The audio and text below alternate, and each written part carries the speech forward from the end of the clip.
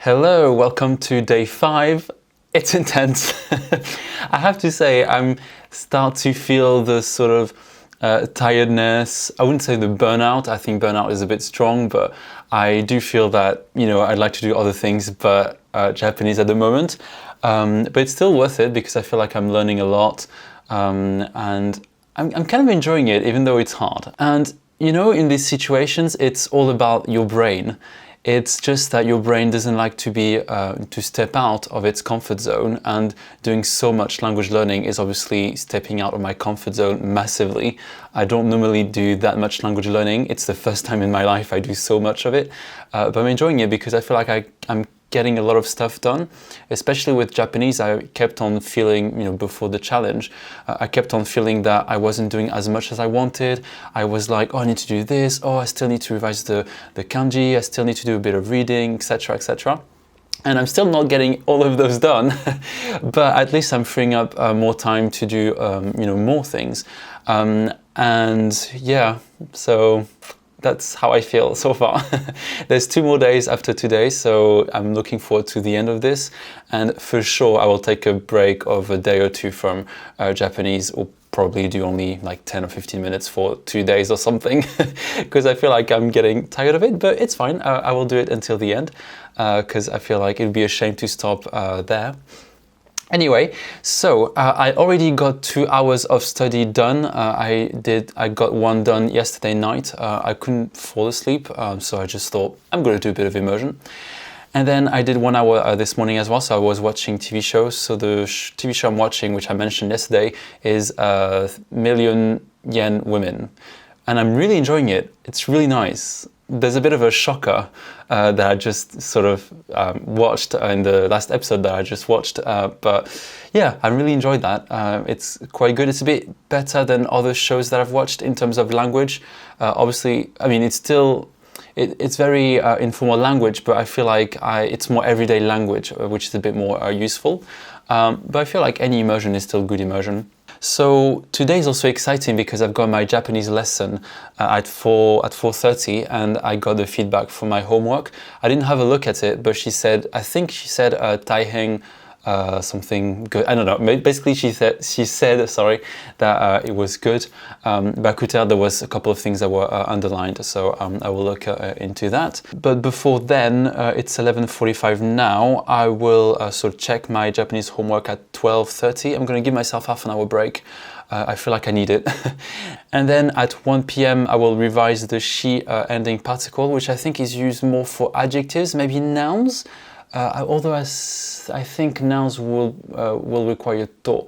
Not too sure. I will revise it. I was looking for videos about it, and I realized that I watched the videos already, but that was a long time ago. So I'm going to rewatch them. And this time I'm going to watch videos from Miku and then Koto Academy, which are the channels that I follow. I might do at some point a video of channels that I follow that I find useful for learning Japanese, because we all know the main ones, but there's other smaller channels that are quite useful, I think, for that.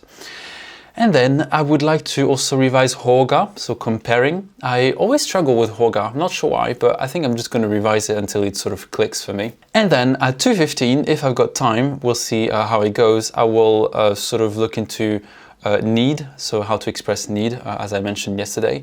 I'm going to try to get it done. It's not a big deal if it's not done, but at least I want to get she sort of sorted, I guess. And then if I have more time, again, I do my Anki reviews. So on Fridays before my Japanese class, I tend to spend that day reviewing a lot, because normally what happens, outside of this week, is that I haven't done a lot of revision of other things. So I do the homework, but I also need to make sure I don't forget the grammar we learned before. And I try to also reuse it in the lesson, because we always have some kind of like 10 minutes of conversation or whatever, and I try to sort of reuse the grammar. And so I take this opportunity to revise what I did before. And for me, I don't know how it is for you if you do online classes, but I feel like I don't want to disappoint the teacher, so I need to do revision. I work with by fear, essentially. Might as well take a negative emotion and turn it into something good.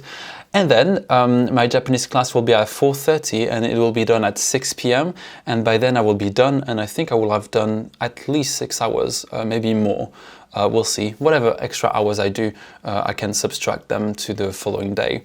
And also because tomorrow I'm meeting with a friend, I need to make sure that I do maybe a bit more today so I can have an hour to sort of like an extra less hour, but also need to take into account the fact that I need to do the editing. So there's quite a lot of things to do. Anyway, so that's the program for today. I will check back on you a little bit later. See you.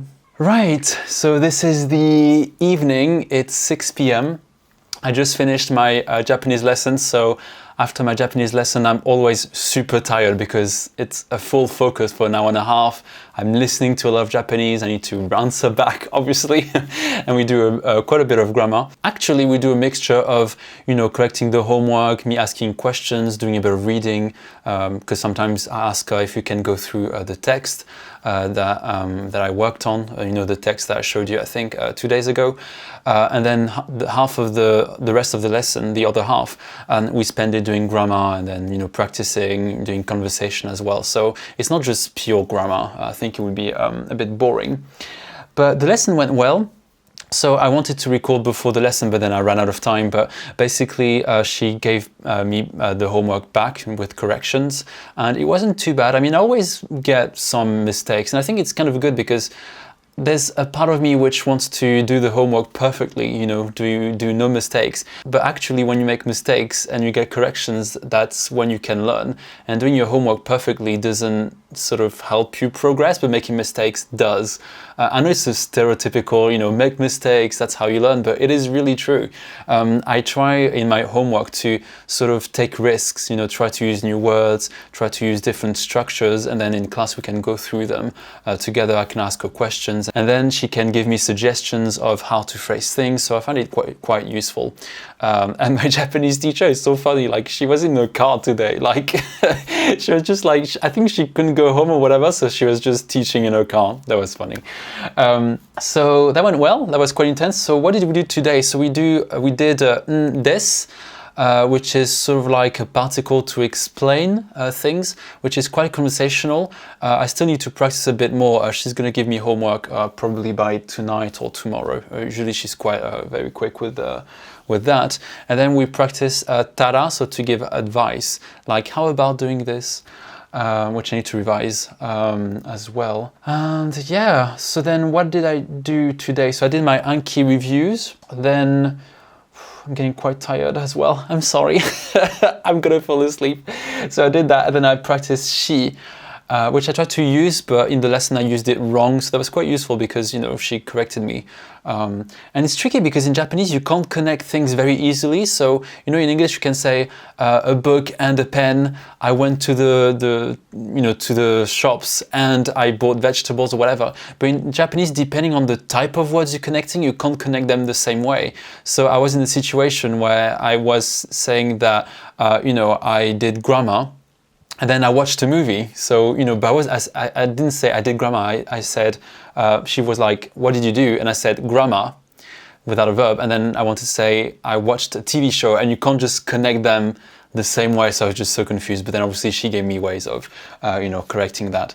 So saying like bunpo o suru, for example. So I did grammar. And then if you connect a verb, then you can use te form essentially. Anyway, and then what else did I do? I think that's it pretty much. So I'm gonna take a break. I need it. I'm not gonna do the editing just yet. I think I'm gonna give myself an hour. I am getting quite tired of the challenge, not gonna lie. It's gonna be nice to go on a break. She did say I was happy about the feedback that I get in the class. I think she's very encouraging. So she says that I've got good vocab. And I'm quite good at picking up the grammar, but I know, obviously, it doesn't mean that my vocab and grammar is perfect, because they're not. I still need to practice, to revise. And I told her about the challenge, and she was like, oh, that's impressive. So she's very sweet with me. She's really kind. And yeah, it motivates me.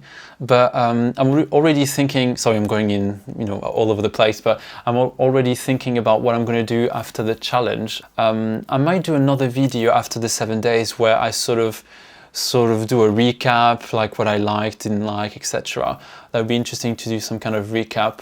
But I'm already thinking about how I'm not gonna, because obviously the trap, I guess, with this challenge is to sort of do a lot of language learning and then stop for, I don't know, a week or something.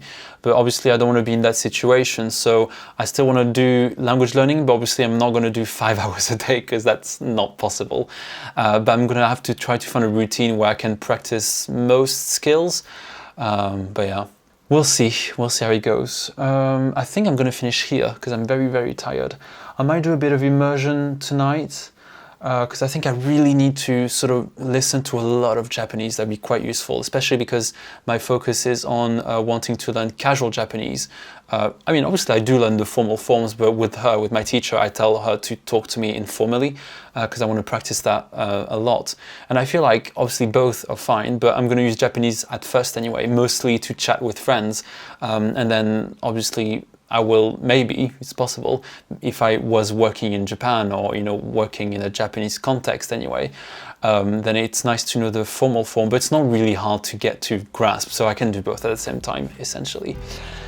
All right, I'm gonna stop here for today, and I will see you tomorrow. Bye.